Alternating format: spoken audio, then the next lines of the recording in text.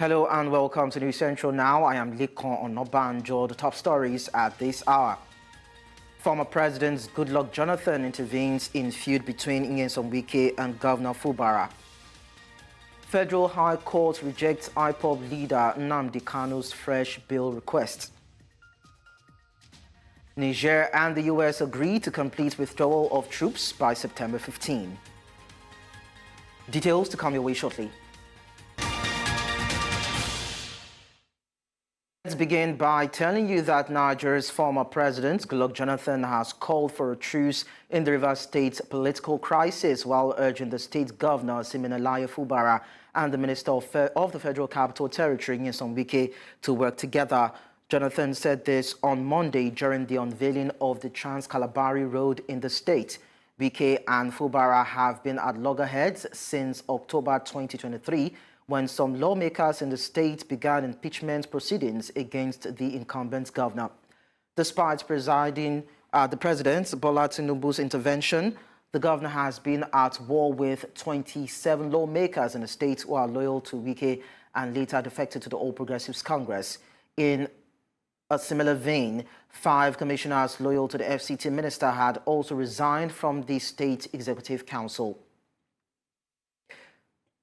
Earlier, Chairman, Finance Committee, Rivers Elders and Leaders Forum, Kalada Irenabere, shared his thoughts on this. You see, when there are disagreements, some people want to benefit from them and others want to be just spoilers. Really, the governor has, I think, at this time, realized that at the end of the day, the buck stops on his table.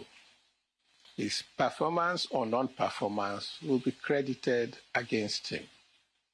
So I think he has decided that in spite of the issues around him, he has to continue with the governance of the state and continue with the things he was voted to do.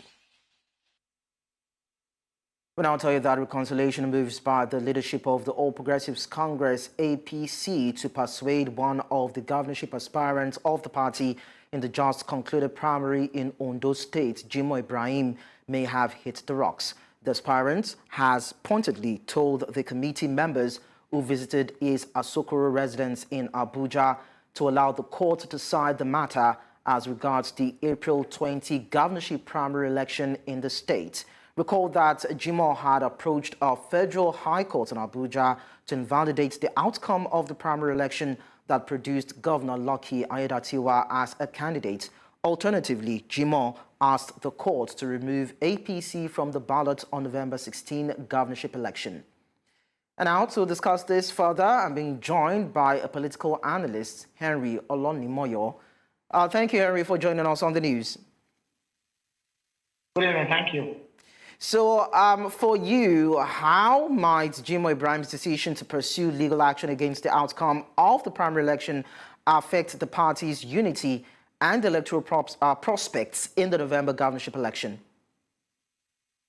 Yes, thank you. Clearly, after the aftermath of the primaries, it's very clear that the party machinery has plans for reconciliation, and as it stands, it appears that the reconciliation moves as if the rocks, particularly because Mr. Jimoh Ibrahim standing out as one who is not satisfied with the outcome of the primaries. And this man has a long history of doing what he feels he should do without reference to anyone or any person. I mean, we saw it in the build-up to the 2016 election, I'm correct, and the one where it was at the court with a entire for who should be the candidate for PDP some years back.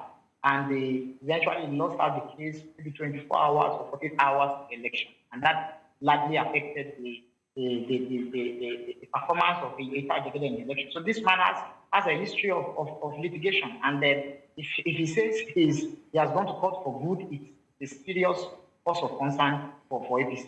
And it could affect their chances in the coming election. Well, it seems as though he's actually exercising his constitutional rights. But then we look at it on the part of Governor Lucky Aiyedatiwa, who is also reluctant or refusing to engage in reconciliation efforts. Is there also an history between the both of them that goes beyond what we know as regards the primary elections that was held? Because if these two parties or these two entities are refusing to come to the table, then probably there's something amiss. Yes, clearly from what I see, it appears that some people in the camp of the Governor Lucky Aiyedatiwa, have been very, very reckless with their statements in the build-up to the primaries and even after the primaries. And clearly, Mr. Jim O'Brien, also being a lawyer, feels that he has serious need.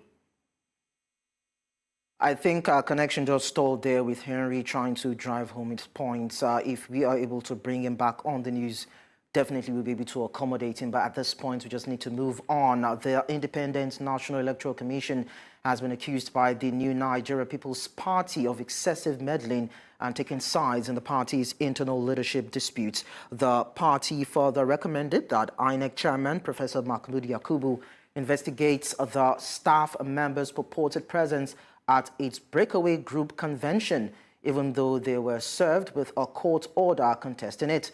In a statement signed by the NNPP factional national secretary, Ogini Olakposi, the party insisted that INEC chairman must fish out the colluding staff and ensure punishment was served. Shortly after the general elections in 2023, the party experienced a crisis when Rabiu Kokonso, the former governor of Kano State and presidential candidate, was expelled by the Board of Trustees under the leadership of Boniface Anibunam for allegedly engaging in anti-party actions.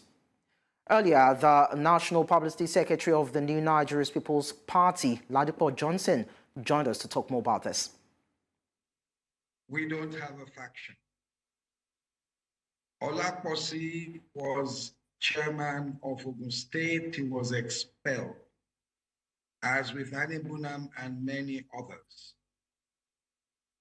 Now they have issued notices, and we keep telling the press that there are court decisions that have told them to stop parading themselves, that have told them that they are not the working committee, they are not the Board of Trustees.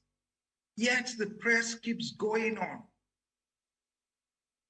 listening to what they're saying and just taking it hook, line, and sinker.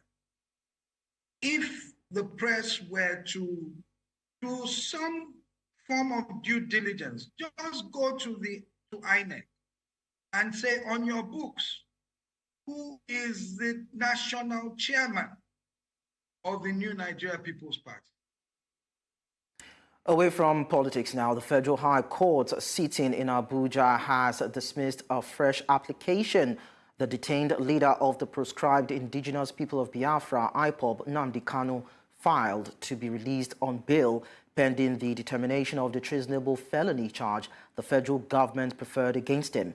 The court, in the ruling that was delivered by Trial Justice Binta Nyako on Monday, said it was not minded to exercise its discretion in favor of the defendant, whom it said jumped the bail it earlier granted him. Justice Nyako noted that those who stood surety for the defendant had, after he escaped from the country, approached the court and applied to be discharged from the case. Meanwhile, Nnamdi Kanu, after the judgment, faltered his trial, claiming it is illegal. Prohibition and Prevention Act says I cannot be tried in Nigeria. That's the law of Nigeria. Yes. I can never be tried in any court of law in Nigeria. That's what the law says. Anybody standing in trial or coming to try me is a terrorist. That's what their law says. Section what, sir? As simple as that. Section 2, subsection 3F of Terrorism Prevention and Prohibition Act. That's what it says. Any court considered to try me is committing an act of terrorism. Yes. Very clear. You cannot violate a treaty that Nigeria entered into and then come to try that very person is not done anywhere in the world. So you must be aware of that. So that is why there is all these ridiculous delays. That is what Supreme Court said. I did not jump bail. My home was invaded. They came to kill me and I survived. They came to Kenya to kidnap me, brought me back to this country and seeking to try me, which the law says cannot happen. You cannot violate a treaty that Nigeria entered into and then hope to stand on that illegality to conduct a trial. Is not done anywhere in the world. I have in my case. From that, a bill seeking the upward review of judges' salaries, allowances and fringe benefits for officers nationwide came on the public hearing at the Senate on Monday. Speaking at the one-day public hearing bordering on the advancement of the welfare of the judiciary and the need to salvage an impoverished judiciary, Attorney General of the Federation and Minister of Justice Lateef Fagbemi bemoaned the neglect in the remuneration of judicial officers for close to 17 years. Minister of Finance Wale Edun had also appeared before the Senate Committee for the commencement of hearing on a bill for an act to prescribe the salaries and allowance and fringe benefits of judicial office holders in Nigeria and related matter Bill 2024.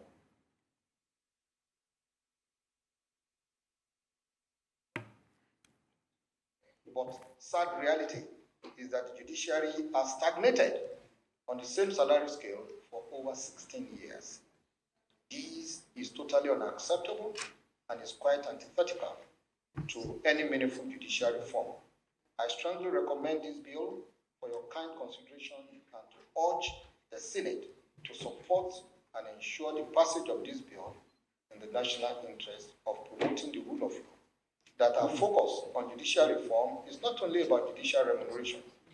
In consultation with the judiciary and other key stakeholders, we are also interested in ensuring a holistic review of our judicial system to respond to the justice needs of Nigeria.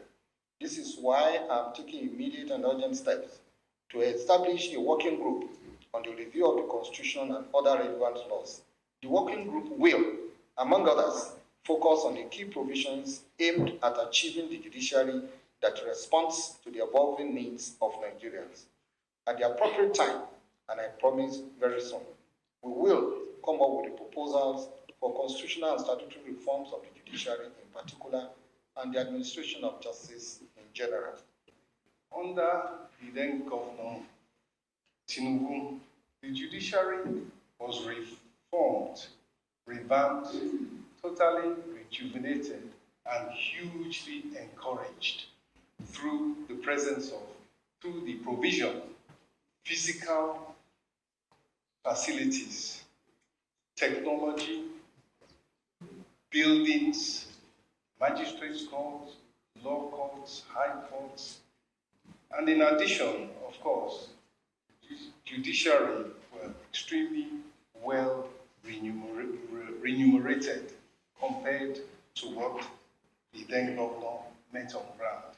It's a continuation of that tradition that is now coming into effect. An attempt and an initiative to improve the lot of the judiciary.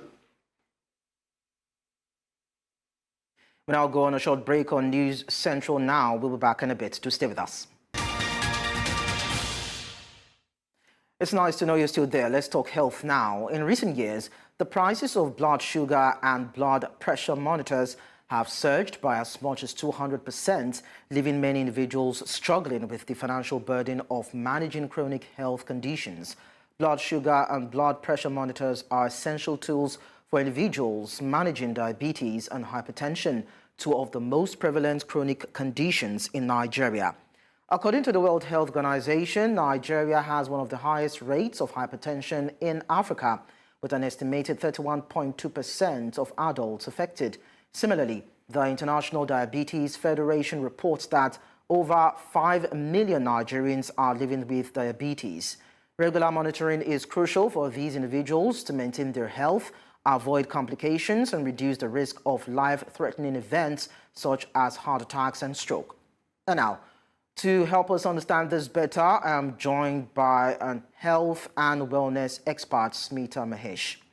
Smita, thank you so much for joining us on the news. It's nice to have you around. Good evening. It's my pleasure. Okay, so for you, how is the scarcity of these medical devices impacting the availability for those who might need them? Yeah, because I come from an organization called the Art of Living, where we are a complete wellness organization. So we believe that health is not only treating diseases, but prevention of diseases. So generally, yes, using these appliances help us prevent diseases, and we can keep them away. But as these prices have increased, it has become difficult for a common man to take care of his health and prevent the diseases which could have been avoided, like hypertension can lead to heart attacks, strokes, and unmanaged diabetes can also lead to other organ failures. So yes, these appliances becoming expensive is overall affecting the health of the common man. Okay, so there have been speculations around forex crunch, devaluation of the naira, and all that being reasons why the prices have hiked for these devices. For you, how debilitating is it? Most especially the fact that you said that those who are in need that may not have the funds to procure these devices, of course, do not have adequate finances to purchase them, and that is a bit of a worry for you, most especially as a health practitioner. How debilitating is the case? I think it's very worrying because a healthy nation is very important for its growth and development, right? Hello, Smita, can you hear me? Yes, I can. Okay, yeah, you were saying something. I needed to land before we continue. Yeah, so I was saying that the situation is worrying because for any country's growth and development, human capital is the biggest resource, right? So having a healthy population is very important for the growth and development of that country. So common man should have access to all the best of the health care. All right, let's now look at the statistics that I rolled out a couple of minutes back. Now, according to the World Health Organization, Nigeria has one of the highest rates of hypertension in Africa, with an estimated 31.2% of adults affected and over 5 million Nigerians living with diabetes. Now, why is it prevalent in the country, though? And what are the things that can be done on an individual basis now to either slow down the rates or prevent it? Yeah, so hypertension or diabetes are caused due to stress. Not only these, but most of the diseases, about 85%, are psychosomatic in nature. So what it means is they all first originate because of stress in the mind. So having a calm and peaceful mind is the first step to having a healthy body. So yes, we should look into the alternative forms which can give good health rather than focusing on the treatment of diseases. Smita Mahesh, health and wellness expert, thank you so much for your time. Moving on now, we're going to move to empower young boys living in military barracks. The Nigerian Army Officers' Wives Association 7th Division Chapter, Siminalayi Military Cantonment in Maiduguri, has launched a training program focused on tackling drug abuse. This initiative aims to equip young boys and provide them with the necessary knowledge and skills to resist peer pressure and make informed decisions regarding substance abuse. News Central's Marukirawa completes the report. Young boys are being trained on the dangers of drug abuse.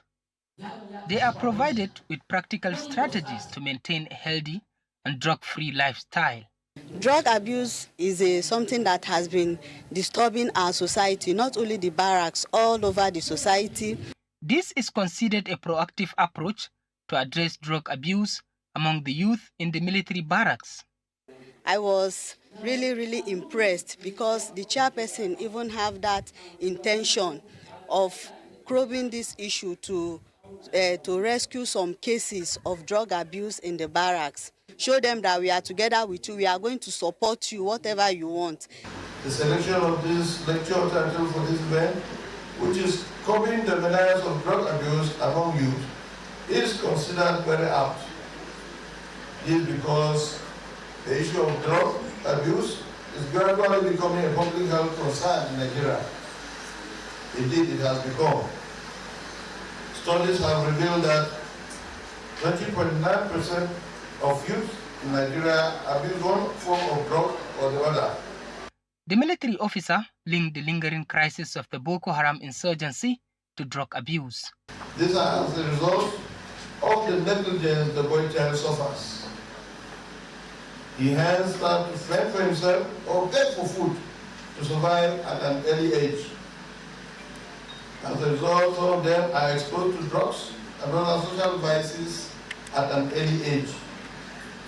It is therefore important to point out that street boys are the recruitment pool for all manner of social miscreants, such as the Boko Haram insurgents, armed bandits, kidnappers, slum boys, canary thugs, political thugs, street towns, and related criminal gangs. The belief is that by empowering the young boys with the necessary knowledge and resources through proactive steps, a better future, safer and more secured environment for all is said to be feasible. In Maiduguri for News Central, Umaru Kirawa. Looking at other stories now, the National Hajj Commission has taken delivery of essential medicines for pilgrims participating in the 2024 Lesser Hajj program. The executive director of the National Public Primary Health Care Development Agency handed over the medicines to officials of the National Hajj Commission in Abuja. News Central's Emmanuel Bagudu reports. These are essential medicines provided by the National Primary Health Care Development Agency to the National Hajj Commission in Abuja. They include vaccines and drugs meant for pilgrims performing the Lesser Hajj. The National Primary Health Care Development Agency assured the Hajj Commission of its willingness to continue to support the Hajj program meant for intending pilgrims. As our fellow citizens undertake this physically demanding spiritual exercise, it is our duty to ensure their safety and provide them with the necessary care and support. The Federal Ministry of Health and Social Welfare and the National Primary Health Care Development Agency are deeply committed to this partnership and this cause. Within a short span of period, that we will make contact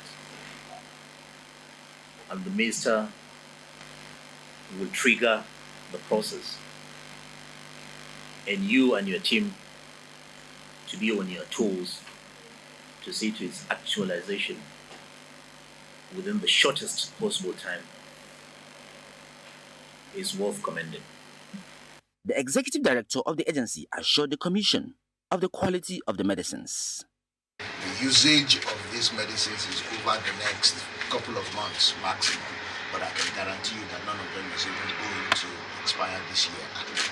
Thank you. We have thought that we had time. If, of course, you are a follower of the news, I know you are a newsman as well, you would have known that there were a series of challenges faced in this year's Hajj preparations. So at a point, people would have thought that, well, all hopes were lost, that 2024 Hajj was not going to be. But through a series of interventions, here we are. The delivery of these essential medicines marks the climax of the 2024 Hajj preparations, and this implies that intending pilgrims will be happy and confident since they are sure that their health and welfare is guaranteed. In Abuja for News Central, I'm Emmanuel Bagudu. Now, Nigeria, the West African giant, has been thrown into a tussle of hope and hardship With the removal of fuel subsidies affecting the cost of living and adding strains on many families, can the flames of hope still burn in the hearts of Nigerians? News Central's Chidimana has more in this report. Earlier this year, in his New Year's speech, President Bola Tinubu acknowledged the difficulties the country is facing. State governors and other representatives echoed the president's message, offering Nigerians hope for a brighter future. Fast forward to half of the year, Nigerians are still perplexed on the way forward, airing their displeasures on the country's current situation. The funny thing is that everywhere, everything is hard. But we know that with time, things will be better, considering the things that are happening recently in Nigeria. Most of the families were going on 101 now. Afternoon food meals is no longer there. House expenses, house rent, this, that, mommy, daddy, paying this, and especially some ones that we are going to maybe part-time stuff, we want to save money to go to school and this, and so, but, well, we are still, thank God, sha. Despite the challenges, there are signs of resilience. The entrepreneurial spirit that defines Nigeria is still alive. Small business owners are finding ways to adapt. At some point, I just had this need to also learn something, learn a skill. So I went on learning footwear making, and at some point I just had to drop other businesses to carve a niche for myself. The economical challenges has really affected my business. Like, you know, it also affected every sector. And our business is not left out. However, the reality for many Nigerians is still a struggle. The significant rise in the cost of living since the subsidy removal and Naira-Dollar disparity has had a huge impact on the prices of necessities. Now more than ever, feasible economic reforms are needed. A lot of businesses have been struggling, both the formal and informal sector. So the volatility of the Naira has been huge. And again, we've not been able to attract investors, whether foreign or portfolio investors. Now you're looking at how do I reduce liquidity in the system? How do I stabilize a system? So those are some of the dynamics of economics that we must be up and doing in our game, and also have a long foresight in trying to curtail some of the issues that we are tackling now.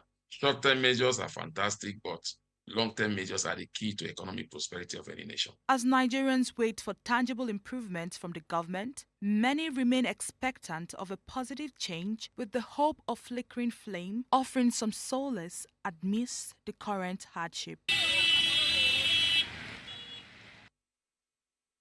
I'll tell you that significant strides have been made in addressing gender disparities by empowering girls, but there are growing concerns that boys are being neglected. According to Boys Without Borders, a boy-child advocacy organization, the neglect of boys makes them susceptible to abuse even by family members, relatives, or close family friends, and the abuse they suffer affects them for years. News Central's Betty Nangbeli tells us more. In the vibrant heart of Nigeria, a silent crisis is unfolding. While the empowerment of the girl child has rightly gained momentum, the boy child is increasingly being overlooked.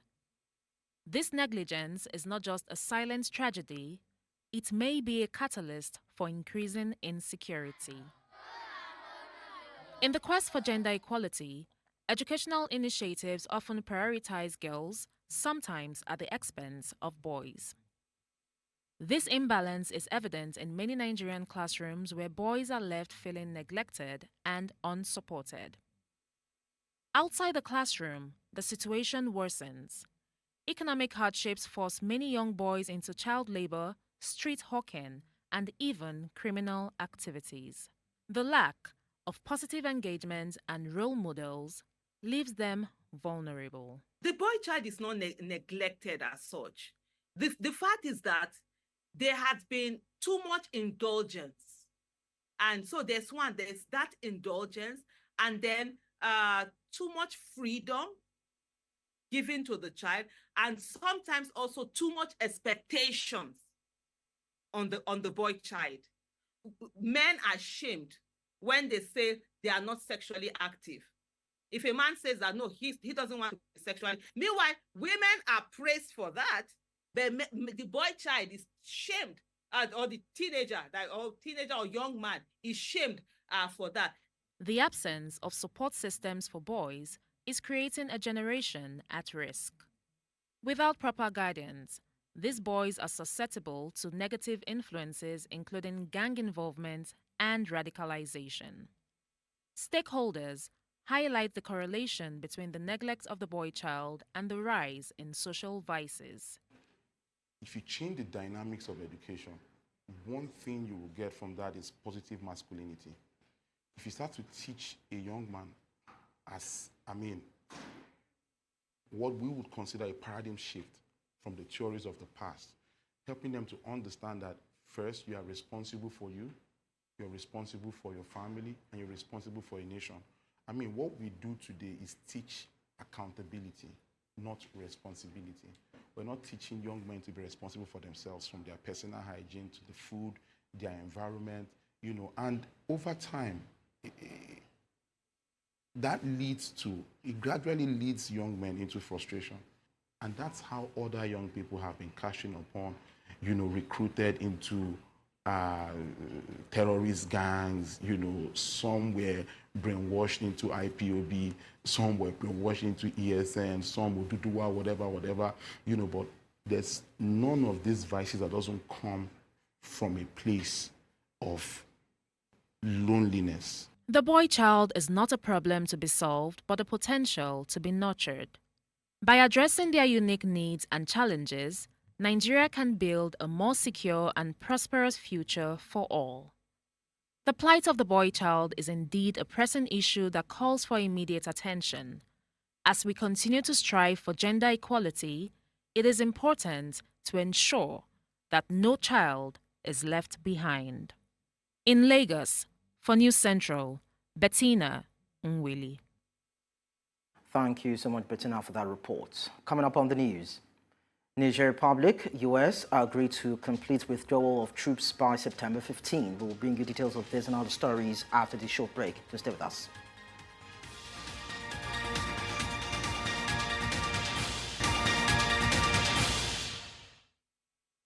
The news continues in West Africa, where Niger Republic and the United States have announced they had reached a disengagement agreement with the reading of the joint statement aired on Niger's public television, Tele Sahel, which also showed members of the U.S. and Niger military meeting. The Director of External Relations and Military Cooperation for Niger said it is therefore agreed that this withdrawal will end on September 15, 2024 at the latest. However, both sides added that the withdrawal would not affect ties relating to development in Niger. Niger had been a key partner for the U.S. in combating insurgents in the Sahel region who have caused significant loss of life and displacement. Now, residents of Kinshasa, the capital of DR Congo, have reacted a day after the army said it had thwarted a coup attempt.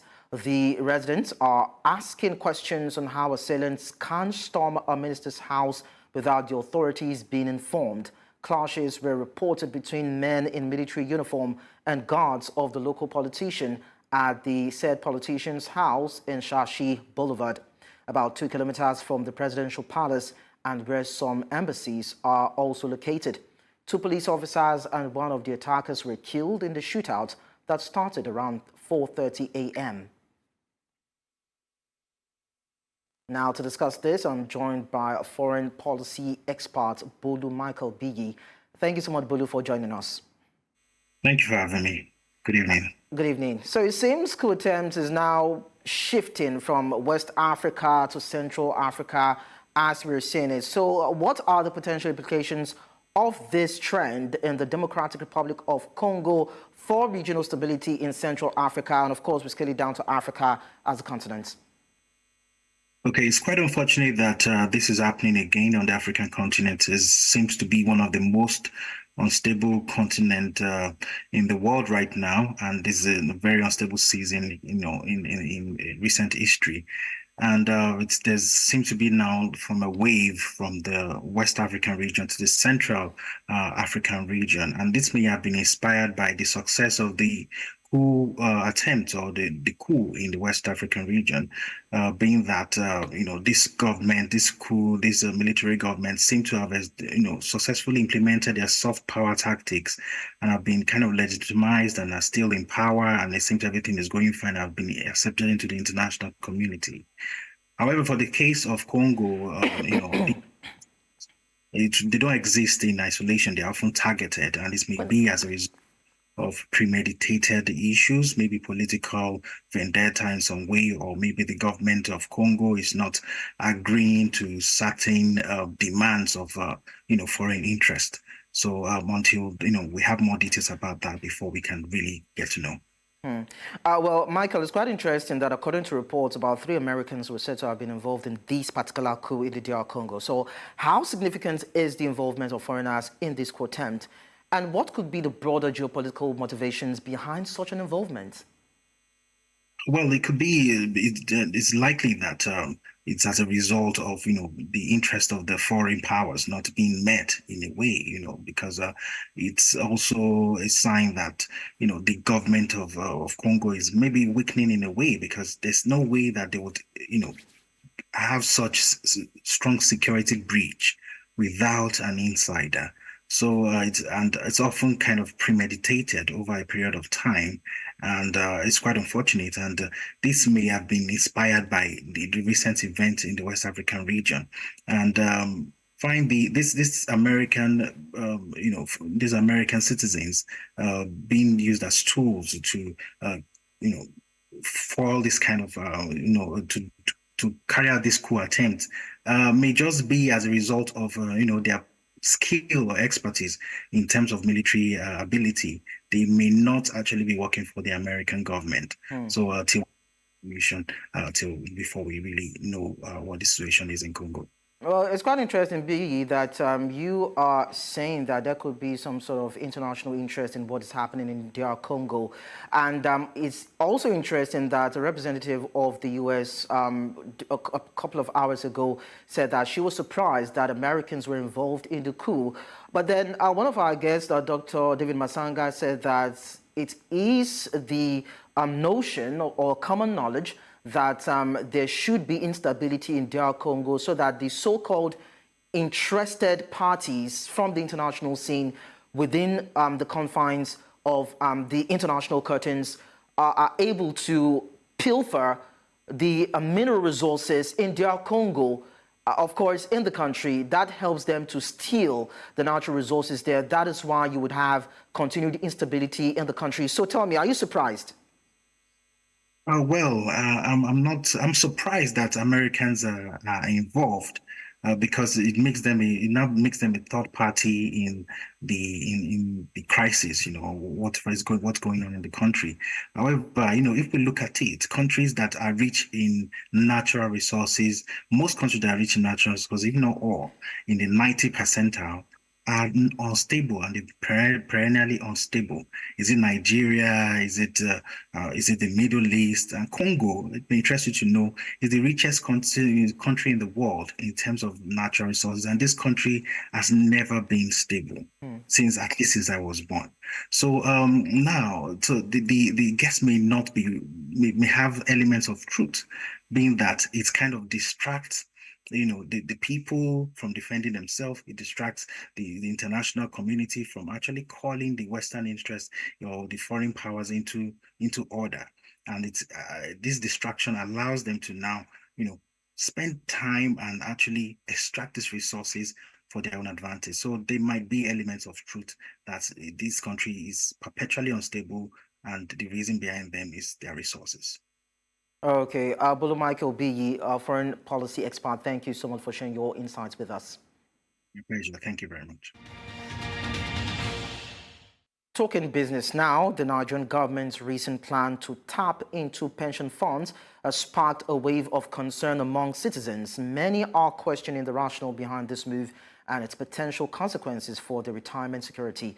On Business Edge today, Tunji Andrew, CEO Awaba, explained the investment opportunities and options and how Nigerian government intends to be part of it.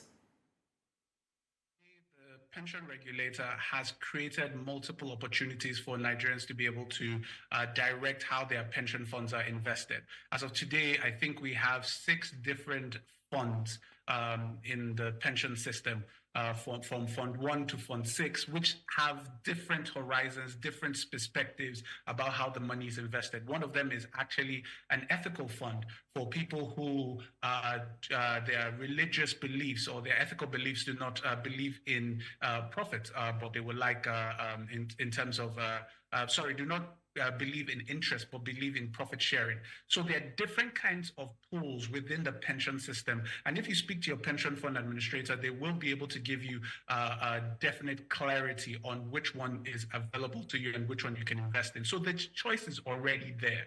What the pension regulator is doing right now as we speak is creating more options. And of course, the government knows this, and the government is trying to plug itself into the thinking of the pension regulator to say, hey, we also have investment opportunities that we think you can think about to also put it into. So there are many things that are available for people to be able to put their funds into. But just speak to your pension fund administrator. We'll now go on a short break. We'll be back to wrap up the news. We talk sports now. Nigeria's representatives at the 2024 Basketball Africa League, Rivers Hoopers, have arrived in Kigali, Rwanda, ahead of their playoff game against AS Douanis. The Kingsmen will face AS Douanis of Senegal in one of the 4 seeding games in the playoffs in Kigali. The 2 teams played against each other twice in the Sahara Conference held last week in Dakar, with each winning one of the ties. The winner between Hoopers and AS Douanis in Game 40 will play against the winner between Petro de Luanda and US Monastery in Game 39, while the loser of the tie will square up against the loser of Game 39 in the quarterfinal.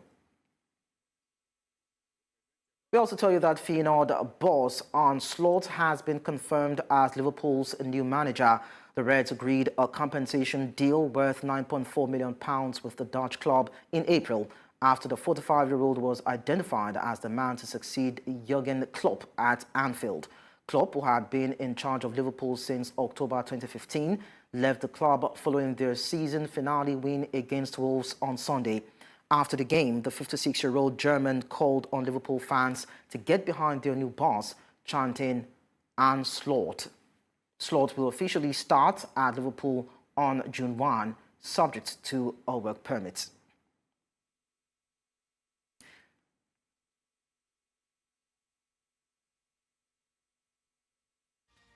And that's all at this hour. But before we go, we'll quickly take a look at some of our top stories. We told you that former President Goodluck Jonathan has intervened in feud between Nyesom, Wike and Governor Fubara. Federal High Court has rejected IPOB leader Nnamdi Kanu's fresh bail request. We also told you that the Niger Republic and the US have agreed to complete withdrawal of troops by September 15. You can send your eyewitness report to the WhatsApp number and email on your screen, and do follow us on social media. We are at News Central TV. Don't forget to watch News Central live on DSTV, channel 422, Star Times, channel 274, Avo TV and YouTube. Many thanks for watching. I am Likon Onobanjo.